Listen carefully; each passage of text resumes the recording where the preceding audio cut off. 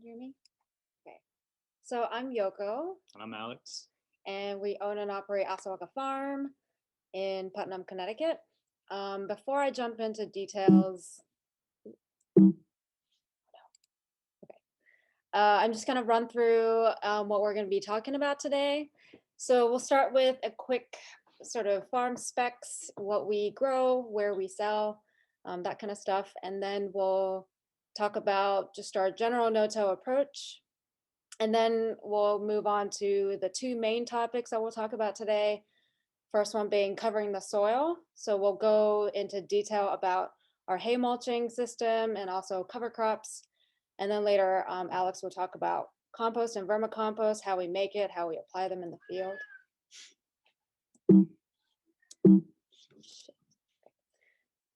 So our farm, as I said, we're in northeastern Connecticut. We're right by Rhode Island and Massachusetts.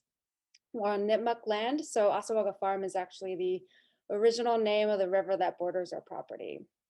And it means the place in between. And we grow certified organic vegetables with an emphasis on Japanese varieties and Japanese vegetables. This year, right now, we're finishing our fourth season. We did purchase the land in 2016, but we spent 2 years more or less to build infrastructure and prep the land to start our season in 2018. So we didn't do this on purpose, but we do have exactly 100 100-foot beds, including our 8 50-foot greenhouse beds. So we have just one greenhouse on our farm, and part of it is our propagation space. So about 20 feet of it is the propagation space, which we wall off and heat with our rocket heater in the spring. And the other 50 feet is our growing space. So we do early greens, and then it moves into tomatoes and some ginger, and then we end the season again with greens. So we might be, I guess, sort of in the minority of farms where we love growing outdoors, and we don't really see a need to build any more tunnels or anything like that. So we just have this one sort of greenhouse, which we call it greenhouse, but we don't really heat the soil grown space. It can be heated if we want to with the rocket mass heater, but we haven't really had a need to all this time. So let's see. So we had one part-time employee this year, and next year we'll be adding another full-time position in addition to the part-time position. So hopefully we get more rest during the season. And so we sell through a Thursday farmers market in Boston, and then we have a farm stand every Sunday in our barn, and that goes from May to November. We have some wholesale outlets, so a restaurant and a supermarket if we have excess, but this year we barely had any, so it hasn't been a big sort of marketing outlet for us this year. And we don't grow in the winter, so we like to rest and travel if we can, but and then plan for the following season. And we've been no-till from the start, so we don't know any other way. So this is kind of an overview of our philosophy and practices on the farm. One thing we like to tell people when we're talking about no-till, if you're thinking about minimizing tillage or moving to a no-till system, it's important not to be dogmatic about it. You're going to hear a lot of different techniques that we use, and they might not work on other people's farms. Other folks' farms practices might not work on ours.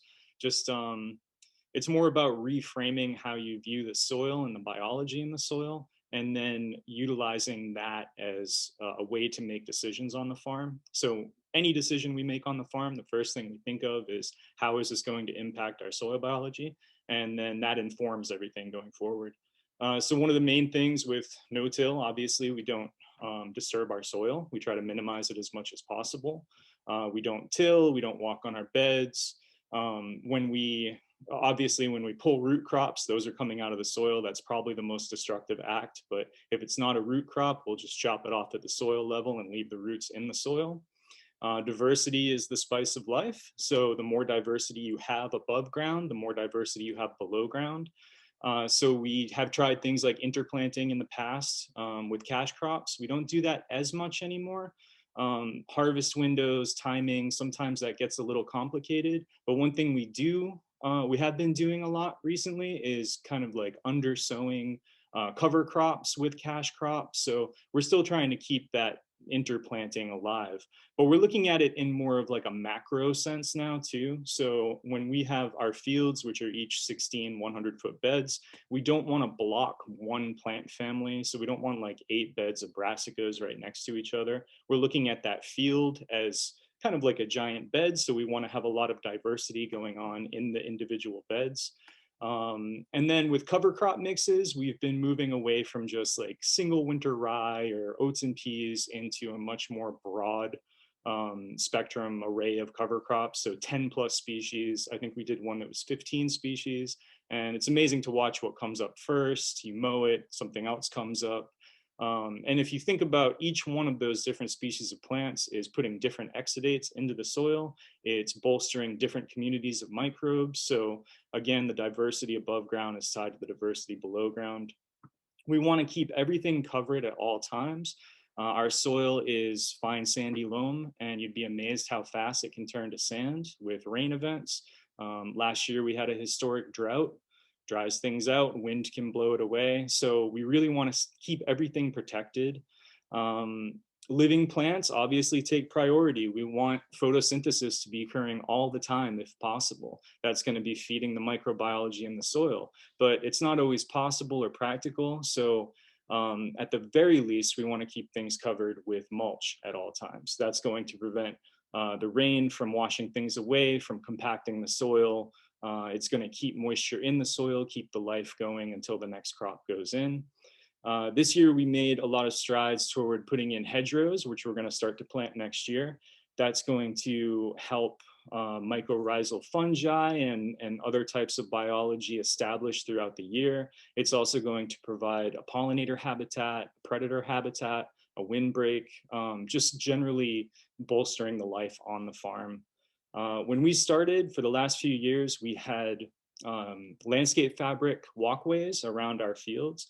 And that was a really great way to get started. We didn't have to worry about managing that, but it also is kind of a biological dead zone. So we've been turning them into living pathways. And so in this picture, you can actually see the wide bed in the center is actually one of our walkways that was landscape fabric last year. This year we planted Dutch white clover there. We did that to a few others. And next year and over the next coming years, we're going to convert everything into living pathways. We're very minimal on tools here. We don't really even own a hoe. We use an iron rake. We use a broad fork, not really disturbing the soil with the broad fork, just opening up channels for air and water. We do have a walk-behind tractor, a Grillo, but 99% of the time it has a flail mower on it. We just use to keep the edges of the fields tidy and maybe mow down a cover crop when we need to. And we also use a Jang seeder for things like carrots, turnips, arugula. That's pretty much all we use it for. And then we'll talk more in depth in a little bit about our compost, which is something we're really excited about. Started making our own compost this year, started applying teas and extracts. Really just another way of putting more biology into our field and keeping things healthy.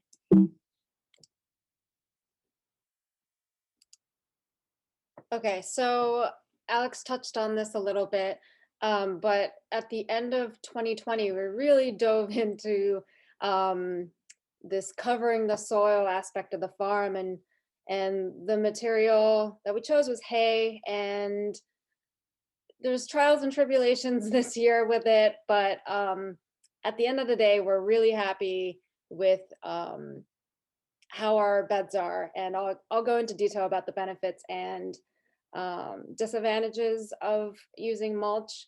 But basically every bed on the field, in the field, is covered with hay, except for direct sown beds, which are carrots, arugula, turnips, and radishes. But we're currently experimenting with broadcasting radish seeds so that we can have that mulch down while they're germinating and all throughout. And the reason for covering the beds with mulch, with hay mulch, is we just think that it's not quite enough coverage when the transplants are still really small.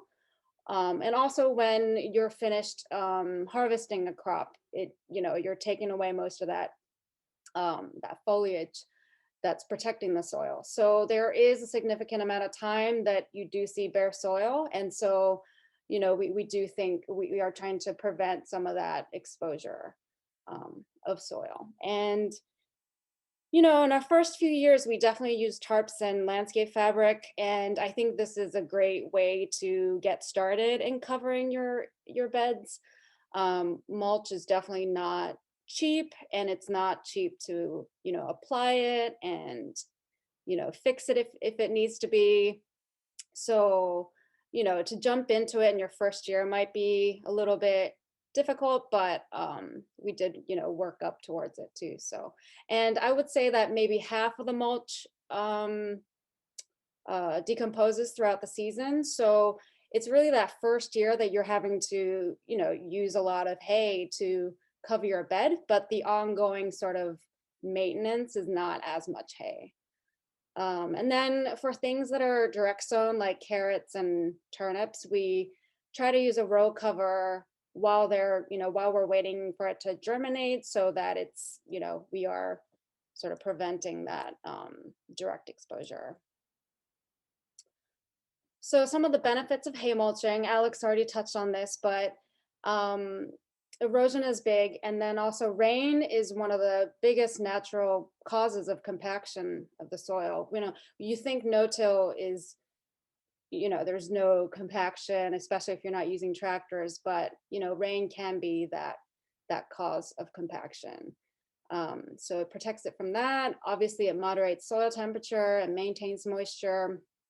It protects applications of compost and fertilizer. And then I'll speak about this more in detail later, but it's vital to our cover crop broadcasting method. And of course, hay is just dried up leaves, so it feeds the soil. Some of the challenges, definitely cold soil in the spring. You have to have some kind of, plan to warm up your soil, either by, moving the mulch aside, removing it completely. So there are challenges there, but not too difficult of a challenge. It does blow away in the spring if there's no cover crops growing through it. So that's always aggravating. We discovered that voles love it and slugs love it. We have gotten better at catching voles, and slugs, we never had slugs ever before until this year. So it was kind of like a slug apocalypse this year, but we really kind of got used to harvesting with them and, making sure it doesn't leave the farm. But I don't know, we developed some processes to make sure nothing goes out. No veggies go out with slugs on it. And the damage wasn't crazy to the crops. Yeah, the damage was very minimal. They're just except for bok choy. Yeah. They love bok choy. And then, we were starting to see that more predators were also coming in and starting to tip the balance more. So there's always, we were expecting this, if you do anything to a system that's like so drastic as going from no hay mulch to like all your beds are hay mulch, like you're going to have something happen, and then you need time for it to kind of balance out. So yeah, I feel good about it now. And of course it's an additional step in the bed prep process, but honestly it's not that much more time to prep, as you'll see. So your next question might be, how do you do a bed flip with all this mulch on your bed? So it's quite simple. We use this plastic leaf rake, to just push the mulch aside. You'll see that in this picture. First of all, terminating the previous crop, Alex already mentioned, we cut off at the ground level. Arugula is probably the only cash crop that we use solarization on. So a clear plastic layer for, less than a day. And it has to be hotter than about 75 degrees and sunny for it to be effective. And then we also use that for some of our direct sown cover crops, especially the ones that we sow in the spring. If we're not mowing it at the flowering stage, and we need to get rid of it at an earlier stage, then we solarize. With rye, we tarp it, and that's how we kill it. So back to the bed prep, we rake the mulch aside. Then we broad fork, and this is primarily to create sort of vertical channels so that the next step, which is to apply compost, that compost can at least go down a little bit into the beds. As Alex, I think, mentioned, our compost is, since we started making our farm, on-farm made compost, we really treat it like an inoculating compost. So we're not dumping like an inch or 2 inches of compost anymore. This is, well, to be specific, 5-gallon bucket, 1 5-gallon bucket per 50-foot section of the bed. So we sprinkle this onto the bed, and then we apply any fertilizer that we need to, and then we recover it. We just kind of crawl along and just cover the bed again with that mulch. And for direct sown crops, we do remove the mulch, usually completely off the field, and then you just sow into it. So with cover crops in the spring, we do oats and peas, sown with a jang seeder. And I have this asterisk here because in the spring, you can't really do the method that I'm going to explain next, which is to let it germinate through the mulch. So in the spring, the soil is too cold and you can't really have mulch on there. You could, but the crop isn't going to be as happy. So what we would do is take the mulch off and then seed it with a jang and, let that soil be exposed so that it can, suck up some of the sun. So in the summer, we do buckwheat if we need to plant into the bed relatively soon. You only need about 3-4 weeks. And otherwise, we use a warm season mix, which is a diverse range of species. And then in the fall, we make so there's 3 scenarios. We do oats and peas combined with a warm season mix if we need that bed early in the season the following year.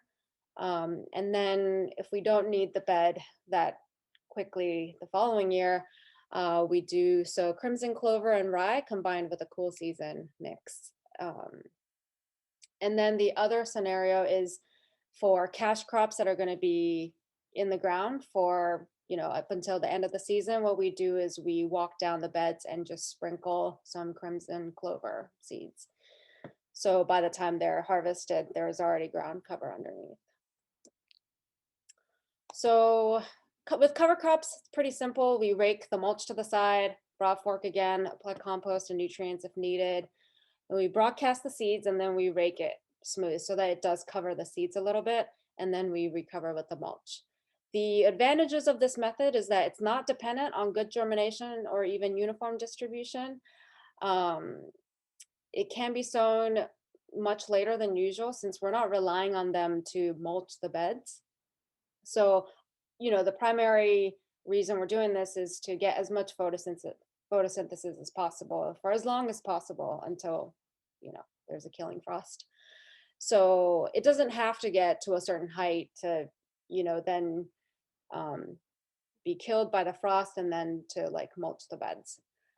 It's easy to sow multi-species mixes because you're just, broadcasting them, and it's very easy to inoculate. We tried inoculating with the jang seeder and it gets, it just fills up the little holes on the roller and it just doesn't work. So it's really nice to be able to broadcast. And you don't need to bring out the seeder into the field. Disadvantages is birds, mice, and rats might find the seeds and eat them. This isn't a really big problem with the method that I just described, where you're raking it out and covering the seeds somewhat with the soil. But we have tried broadcasting oats into beds, beds with cash crops, and the mice went to town with it. So it does help to remove the mulch and then sow, rake, and then put the mulch back on. And we haven't really had an issue too much with mice. Last slide from me. These are just some pictures of the cover crops that we have. So on the left, we have a summer mix. This is like beans and buckwheat and a bunch of other stuff. What? Mustard. Mustard. Yeah, there's some brassicas and sorghum sudan. This is a mycorrhizal mix, which is, it's got phacelia, it's got tons of brassicas, oats, peas. This is just oats and peas here, these two beds. We just took this picture this morning, so they're, you know, a little bit wilty from the frost this morning. But it fills out really nicely. I think I put down about, well, I'm still trying to figure out the rate of seeding, but I think I put down half a pound of oats and, sorry, half a pound of peas and 3/4 of a pound of the oats. And this is me holding a cup of crimson clover seed, which we're just sprinkling on top of our cash crops that are in the ground until the very end. So that's it. All right, so I'll talk about our compost system a little bit. And after this slide, we're gonna try to show a quick 2-minute video that will give you a little bit better view of it. But basically, we have been building thermophilic piles, so they're heating up. A lot of people think they look like bioreactors, but they're not. These can be done in as little as 3 weeks from raw materials to finished compost. And so what we do is we put poultry netting on a pallet, and then we use welded wire to make a cage. And then we will build the pile inside of that to keep it all together and keep plenty of airflow around it too. You want to keep everything aerobic. It's anaerobic is not good for what we're trying to do.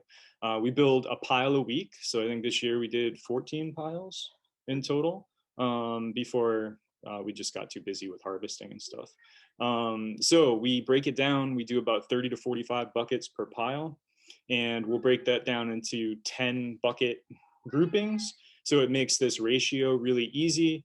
Out of 10 buckets, 1 bucket or 10% would be high nitrogen.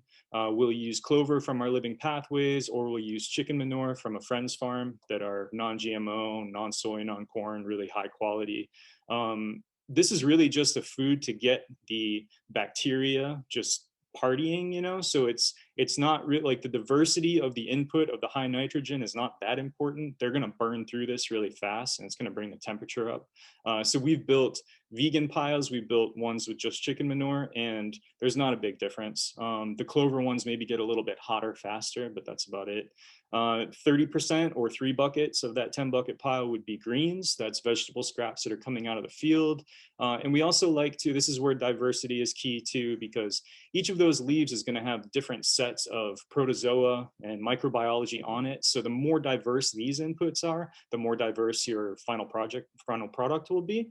So we might forage greens from trees or just weeds, what we would consider weeds from around the field, and put those in. And then 6 buckets of that 10 bucket grouping, or 60%, would be browns. These would be high carbon. So it would be brown leaves from the previous year. We put a little bit of hay into it, the same we use for the mulch, and it's a mix of aged and new wood chips. We're aiming to bring this up to at least 130 degrees. If it hits 130 degrees, then it can sit for 3 days, and that will cook out any pathogens. It will destroy any seeds that are existing in there. And we'll turn it twice at that point. So when we turn it, we'll break it into 3 parts. We'll take the top off, we'll put that on a tarp. We'll pull out the hot center, put that on another tarp, and we'll take the bottom off. And then when we put it back together, the hot center becomes the bottom, what was the top becomes the center, and the bottom becomes the top. So when we do that twice, every portion of that pile is in the center and it's cooked. So we're sure that all the pathogens are cooked out and there's no seeds that are going to be transmitted. But we don't know that for sure unless we look at it with a microscope. So we bought a microscope this year. We took a class on how to use it, and we've been looking at that to really highlight what's going on, the diversity, make sure that there's nothing bad in it. And once you do that enough, and once you've been around a bad pile or two, you can start checking it with smell and feel. You get more of a sense. But it's always best to look at things with a microscope, especially things we're applying to stuff we're eating. So we're going to show a quick 2-minute video. It's going to give, do you want to? I thought you wanted to do it after the microscope? No, let's do Sure. it here. Okay. Yeah, no, let's do it. So this is a video that CT NOFA produced, and they went to a bunch of different farms in our area, people that make compost. We talked about, so this is our system. It's going to show just a little bit of a new pile, finished pile, and then we're actually going to see a little bit of microscopy. And the voice you hear is Monique Bosch. She is a soil scientist that works with NOFA. She also has a vermicomposting company. So just 2 quick minutes, and we'll check it out. Now we'll turn these twice. Get them up to 130 degrees or more.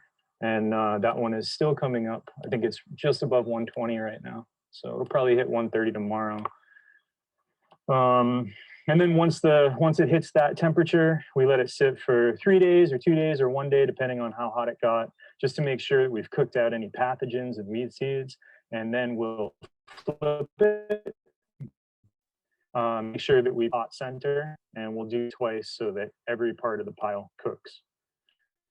And then we'll monitor the temperature, turn it if we need to, but just let it come down. And once it's come down, we've got a pile like this, which is something that we would use in the field.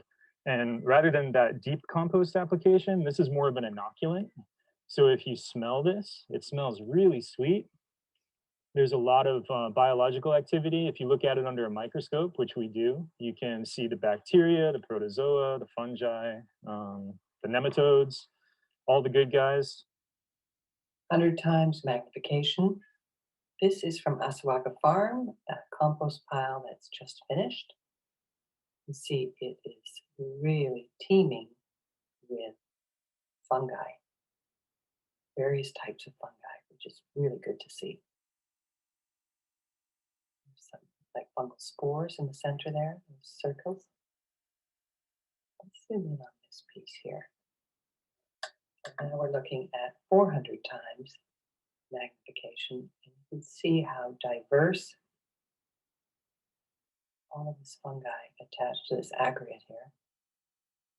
So this would make excellent amendment to any soil, especially if you were planting more perennials that need a higher fungal ratio to bacteria. This would do really well. All right, so that was just a quick overview of what you would see if you were looking at a pile through a microscope. And you would want to see as much diversity of aerobic organisms as possible. So tons of different types of bacteria, fungi, protozoa, so flagellates, amoebae, things like that, nematodes, microarthropods. You want to see from the basic all the way up to more complex life, because all those things are going to be eating each other, and that's what's going to be releasing those nutrients in a plant available form. So here is another shot from another pile, and you can see all sorts of bacteria, fungi strands, but obviously the star of the show is this roundworm in the center of the frame. This is a bacterial feeding nematode, and you can see in his gut, he's got tons of little bacteria in there. He's just been rolling around and hoovering them up, and then once he digests those, he's going to be basically pooping out fertilizer. And so if you can keep your biology high, you keep that soil food web working, then these organisms are going to be producing fertilizers for your plants. And that's really what we're aiming to do by making our own compost and keeping the biology high. So we talked about the thermophilic compost. We also do vermicompost. Worms are amazing. They take in all sorts of things, and none of the bad guys can survive their gut. So they just concentrate good guys in their castings. So we started with this little green bin that you can see on top, and then we built a 2x4 flow through system. So the bottom is just a grid. And once this charges up next year, once we put about 2 pounds of worms, which is a couple thousand, once they have filled it with castings, we keep feeding on the top. They live in the top 2 inches of the soil, and we can harvest from the bottom without disturbing them, hopefully on a weekly basis. And we feed them vegetable scraps. We'll feed them finished thermophilic compost, because that has all sorts of biology that isn't present in the worm bin. And then sometimes we'll put in things like oats, which isn't as much for the worms as it is for the fungi that's in the worm bin. And then the worms are eating that fungi. So we apply compost by broadcasting, like Yoko talked about, but we also make teas and extracts. And they have different purposes. So teas, less diversity, but a larger population, and extracts have a full diversity. Teas are typically foliar applications, and extracts are typically soil drenches. So with a tea, what you're doing is adding food. That's the main difference. You give tea food, you don't put food in extract, and you're also brewing the tea. So you're oxygenating it and disturbing your sample of compost, which is in a mesh bag, for at least 24 hours. And all of that rapidly producing bacteria are going to produce all sorts of biological glues. So when you spray those onto leaves, they're going to stick to the leaf immediately. And you want at least 70% coverage. That's going to stave off foliar diseases, things like that. The extract, we're not really looking to increase that population, but it's going to have a lot of diversity, whatever diversity exists in the compost you're putting in. And then we would just go down the beds and apply that into the soil. With both of these, you're not guaranteed good results in just one application. You're taking these organisms, you're putting them in a pretty harsh environment where things are already living, where they're exposed to weather. So the point is to do this regularly, and over time, those populations will build up.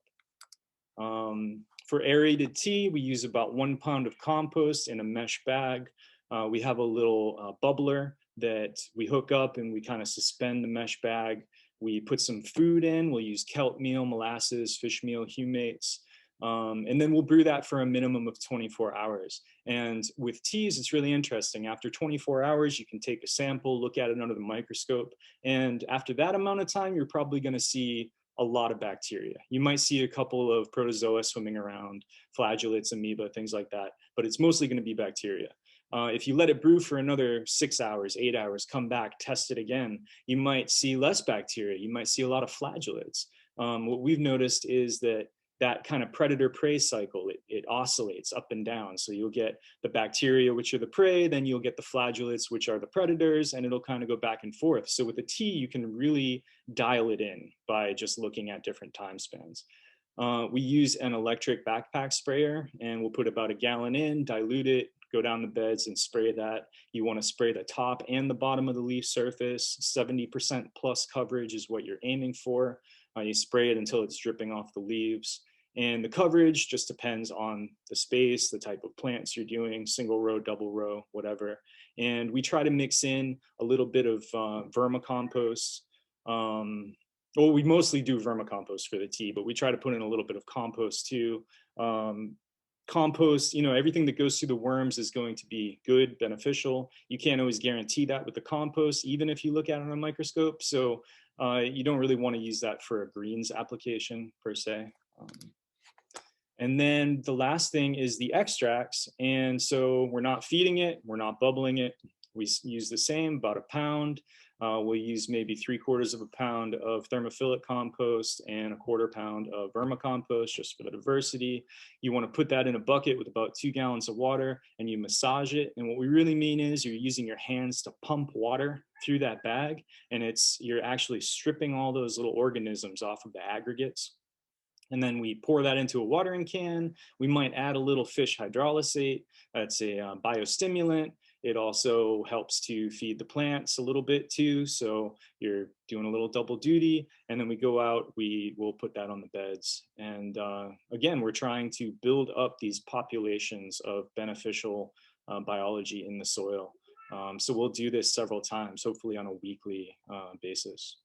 And the compost that's spent from both of these processes, it's still totally fine. There's still some organisms on there. No matter how efficient you are, you can't strip them all off. So we'll dry it out a little bit, and then that can go back into a compost pile to be re-inoculated. It can go out in the field. It's good organic matter. So nothing gets wasted. And I think that's it. Yeah, that's it. Stop sharing. And obviously we glaze through that stuff as fast as possible, but I mean, we've had farm tours where we talk for 2 hours about these things and we don't even touch the surface. So questions, follow-ups, whatever, we're happy to talk about it all day.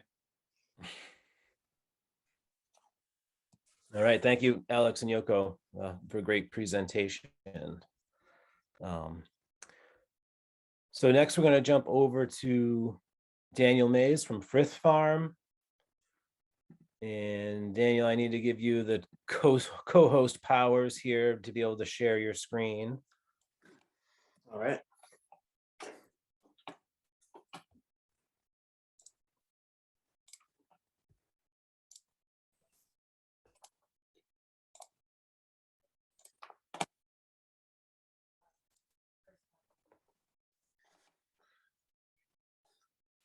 Cool.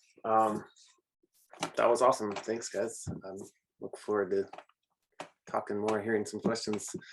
But yeah, I'm Danial Mays. I run Frith Farm in Scarborough. I'm going to talk about our no-till system here, which in a lot of ways is very similar. Yeah, I've been here for 11 years now, experimenting with no-till. Didn't call it that in the beginning, but now that seems to be the term. So yeah, I'm going to jump right in. I have a lot of pictures, so this is going to go kind of fast, but I guess it's being recorded. So if I go too fast, you can always go back and look at the photos some more, but I want to try and get through it all. So this, just a real quick overview of Frith Farm. This is the property I purchased 11 years ago. It was a hayfield and a falling down house. And then this is it a couple of years ago.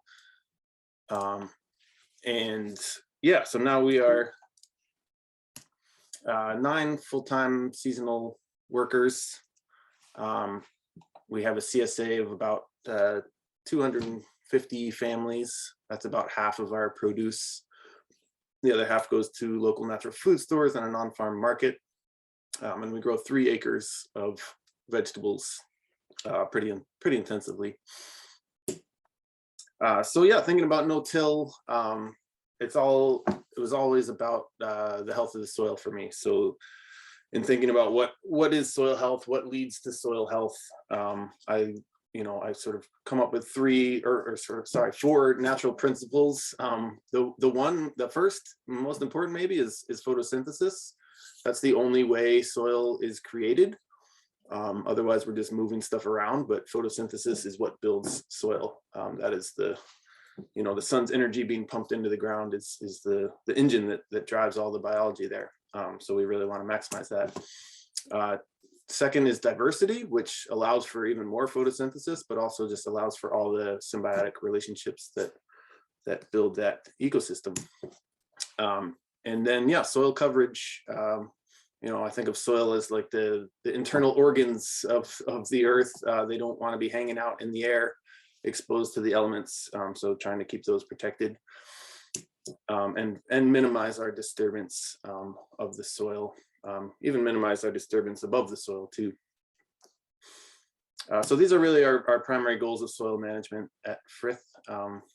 Sounds like very similar to Assawaga. So yeah, just a little preview. This is, trying to maximize photosynthesis. That's kind of like I say, can assess the photosynthesis on your farm with like a satellite image at any month of the year, like how much green do you see versus brown. So this is, yeah, a summer cover crop with next to a hedgerow. So the photosynthesis and diversity.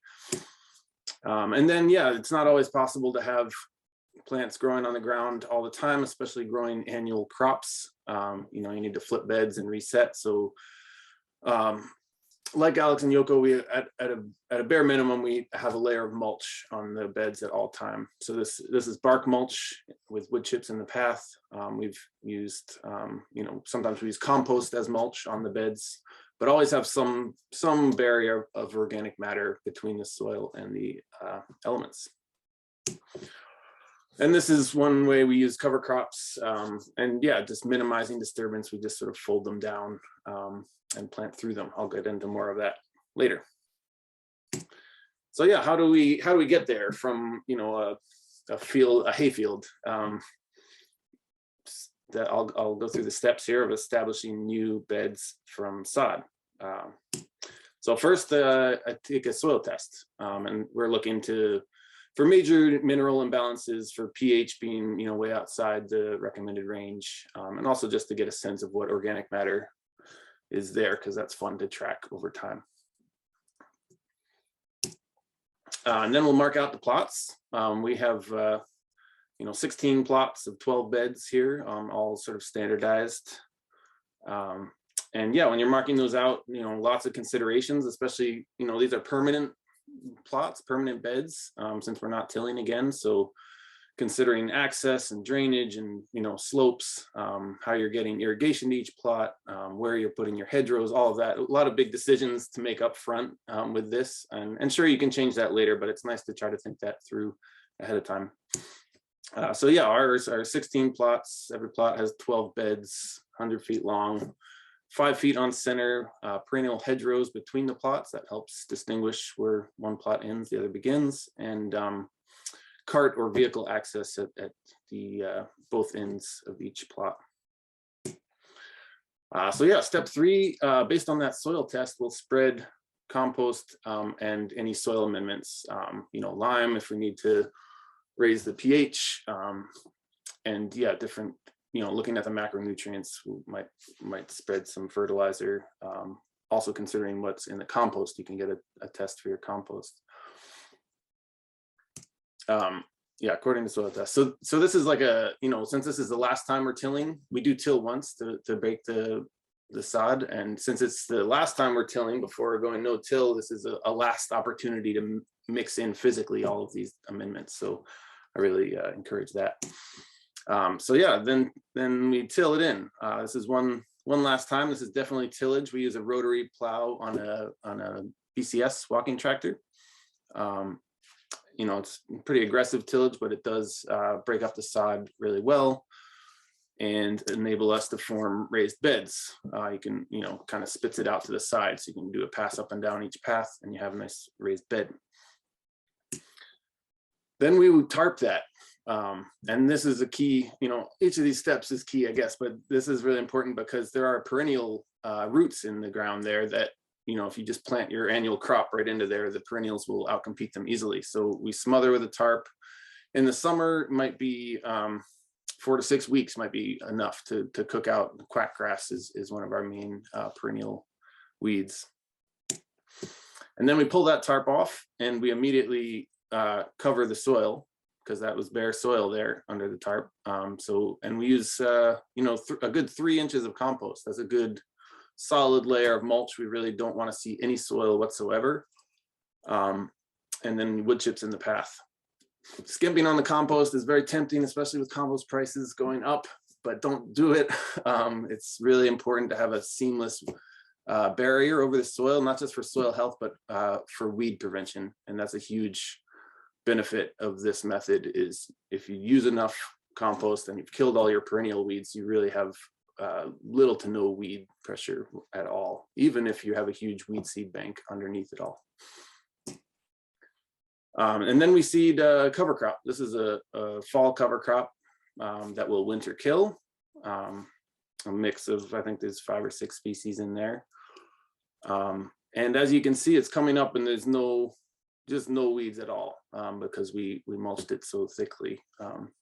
And we do irrigate it, and we do look for weeds just like we would any cash crop. So we're not letting anything go to seed in there. Weed free, and it's growing up a little bit, and here it is later in the fall.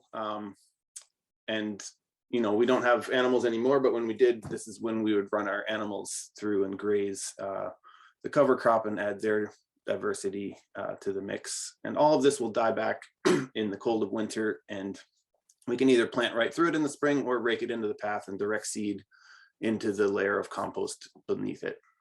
So that's how we open up a plot from sod into no-till beds. And then once we're at that point, maintaining the beds is a lot less work. It can be as simple as these 2 beds here had lettuce heads, and we just harvested out the lettuce heads and direct seeded carrots with an earthway seeder right over the bed without doing anything, maybe a light rake just to even out any uneven spots. So it can be as simple as literally doing nothing, just seeding the bed. Or if there's a lot of crop residues or kale you want to terminate or whatever, we do use the flail mower. sort of, it's like a chipper shredder on wheels. And then if they're brassicas, they will often regrow from the roots. So we might tarp for just a little bit to make sure those roots do not regrow. And yeah, if it's hot out, might just be a couple days to ensure that. We've tried solarizing, but with our weather and our temperatures up here, it's kind of hit or miss. You know, we might get cloudy days in the 70s in midsummer, and then everything under the tarp, under the clear plastic actually thrives. So I find a black tarp is more reliable for our colder climate. And then, yeah, we take that tarp off and we can just direct seed right through the stubble. Here you can see spinach direct seeded right between the arugula stubble of the previous crop. We do rotate, we do salad green successions back to back, but we rotate families within those. So lettuce, arugula, spinach, kind of triple crop beds with those. And then as soon as we start getting weeds, or as soon as we start seeing soil show through, that's a sign that we need to add more mulch. So we'll add more compost on the beds. At this point, we've added enough compost over the years that our nutrients don't, we don't need any more nutrients added. So we're using a lower nutrient bark mulch, sifted bark mulch. So it's a very low nutrient, just mostly, a little more rich in carbon and just organic matter, basically. And yeah, the way we do this, sort of a hybrid tractor human scale, is the tractor does the heavy lifting, drives the compost to the head of the beds, and then dumps into wheelbarrows. And then people take those wheelbarrows and apply them just where they're needed on the bed. Same with the paths with wood chips. That's been a really fun and useful way to spread a lot of material quickly, but also accurately without driving the tractor on our beds. We never drive the tractor over our fields.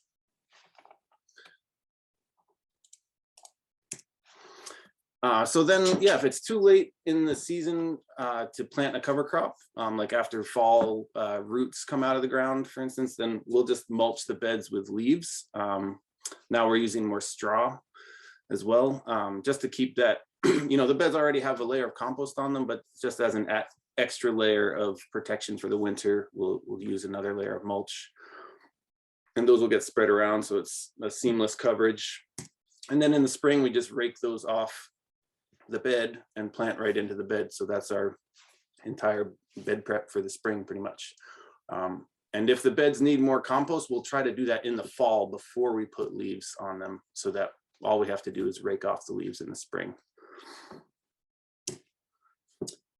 So yeah, now cover cropping. Just look at two sort of simple scenarios. One is your peas and oats in the fall or spring. And these are where, in the fall, it's where next year's early spring crops are going, or in the spring before summer crops. And then we'll look at rye and crimson clover, which is in the fall before beds that will be planted summer. So these are some spring planted peas and oats. This is sort of at their peak flowering stage. This is when we, wait to knock them down, to terminate them. And in the past, we just flail mowed them. That was pretty easy, simple. That's enough to kill them if you wait till that stage. But that's I talk about minimizing disturbance. It's definitely below ground disturbances, but even above ground disturbances, we are try to minimize, because I just had a sense of all the insect life that was living above ground in this cover crop. We're just sort of shredding it all up, and then the residues are so finely chopped that they break down very quickly. So we started experimenting with just trying to knock down the cover crop, or roll it. This is our human scale rolling method. People may have seen already, but we'll play this here. This was researched and developed by the crew that season.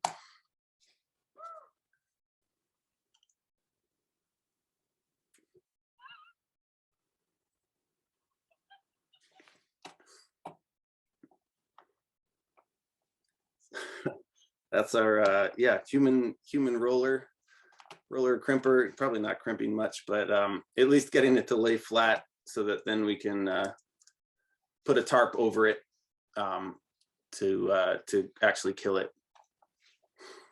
And that, yeah, might just take a week or so if the sun is shining and it's not too cold.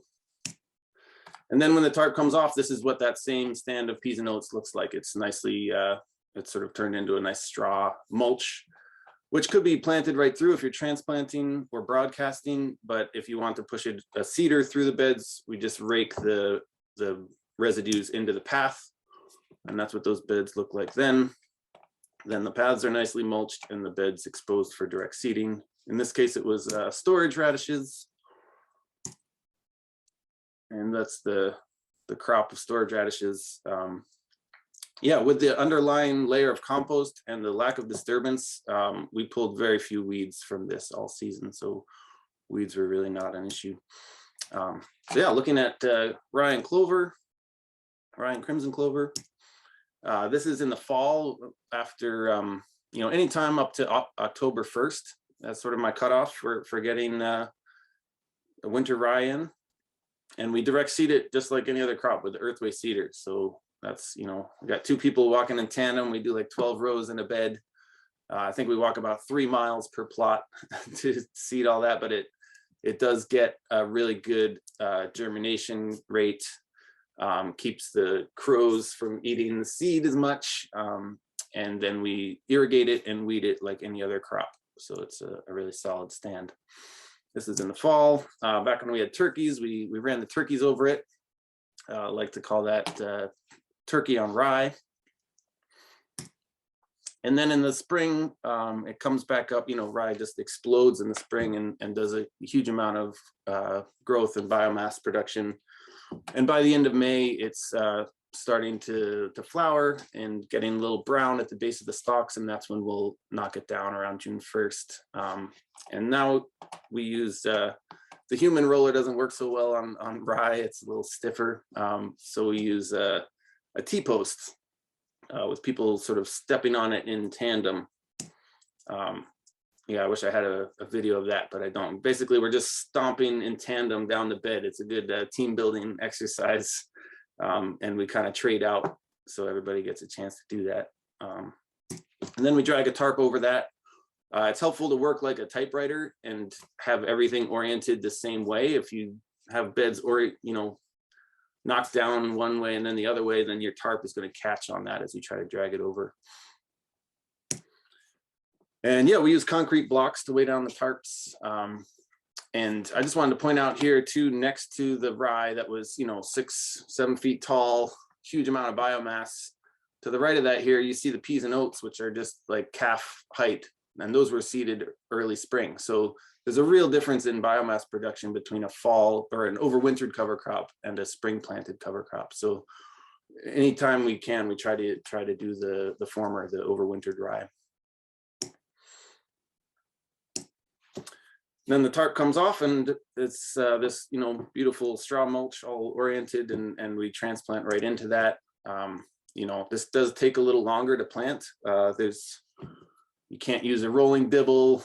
We use measuring tapes instead. And there is just a huge amount of root mass there to work through to transplant. So it does take, I'd say, at least twice as long as it would to transplant into just bare soil or compost. But I really find that it's worth it.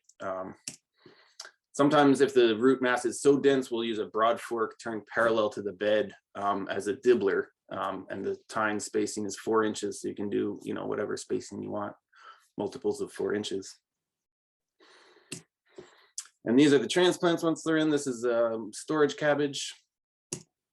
And this is the crop later that fall. Again, very few weeds, very low weed pressure there.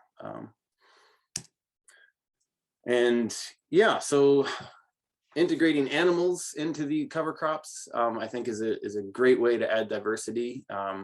We're part of the food web too. All animals are. So to the extent we can get more life on the soil, the more diverse and resilient it will be. So I do include us as humans in that mix too. Just getting humans out into the beds, into the cover crop is adding diversity. We're adding our mojo to it every time we walk through the field. So, you know, they say the best fertilizer is a farmer's footsteps. I believe there is something that happens energetically when humans spend time on the land and in the fields. So yeah, to increase diversity, soil coverage, photosynthesis, all those goals of soil health, we do a lot of interplanting. I'll just go through these real fast, just as examples that might give you some ideas. We undersow kale to clover, sometimes to parsley, something that will support mycorrhizal networks, since the brassica family does not. And then as the brassicas die back in the winter, the clover is already there as a cover crop for the winter. This is some interplanting with lettuce heads and Brussels sprouts into terminated rye. Certainly on the shoulders of tomato beds is pretty low-hanging fruit for interplanting. Put any number of things there. This is celery. On the shoulders of cucumber beds, there's bok choy and hakurei turnips, which actually do well in a little bit of shade even in the summer. Carrots and ginger is one of my favorite interplantings. And yeah, onions and radishes, you can sort of riff on this stuff all day, but yeah, carrots on the shoulders of tomato beds, spinach on the shoulder of pea beds. Broadcasting sweet alyssum into onions does really well. I believe that really helps with thrips. And sweet alyssum under tomatoes as well. Sweet alyssum is a great undersown beneficial plant. It's very non-competitive, so it just kind of spreads out and flowers all season long, but has a very small root system, so it doesn't compete for nutrients and water very much. Again, clover under the outdoor tomatoes. This is just great because, as you can see, the tomatoes are at the end of the season here. This was taken just a week or two ago. And the beds are fully covered in just voracious plant life, which is great for the winter. And then we'll just cut those tomato plants out, drag them off the bed, and our cover crop is in place. Interplantings can be with perennials too. This stuff gets me excited. These are new raspberry beds we have that are, this is their first year, so the plants are very small. They're spaced 10 feet between rows. But in their first year, that's more space than they need. So we planted a carrot crop between them. And then next year, where the carrots are will become the path for the raspberries. Similarly, this is a peach hedgerow, peach and honey locust trees. But while they're young, there's a lot of empty bed space. So we did some more carrots there. We grow a lot of carrots. And then perennial plantings, all in and around. The benefits are, just diversity. Living roots in the ground year round will just feed a continual IV drip of exudates for plant roots that are for microbes underground, so that diversity will really expand and multiply in ways that it can't with annuals. Insect habitat, natural predators. There's economic diversity that can come from the perennials, berries, fruit, medicinals, flowers. And they're just really nice to create a nice place to work. And, can't really measure the value of that, but it's real. So here's one, we have a perennial hedgerow between each plot, like I was saying. So the goal with those is to have enough diversity that there's continuous overlapping bloom periods from spring through late fall. So this is one in the spring, this is one in the fall, and all in between there's always multiple things flowering. And we put some birdhouses in there sized for eastern bluebirds, which fill up every spring. And these hedgerows also help us keep track of where we are on the farm, because they're between each plot. Otherwise, it might just feel like endless number of beds all in a line.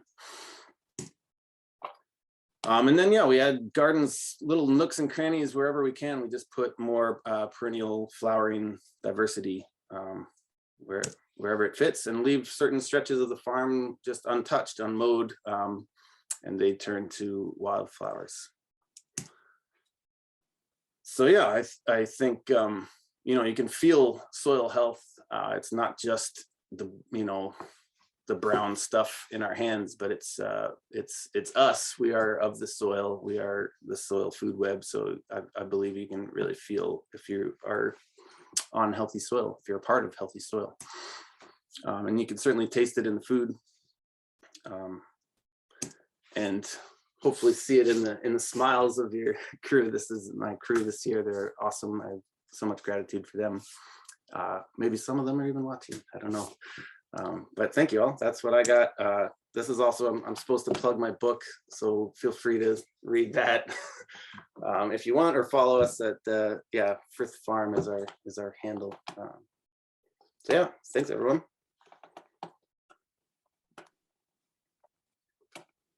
Stop sharing. Yeah, great. Thank you, Daniel.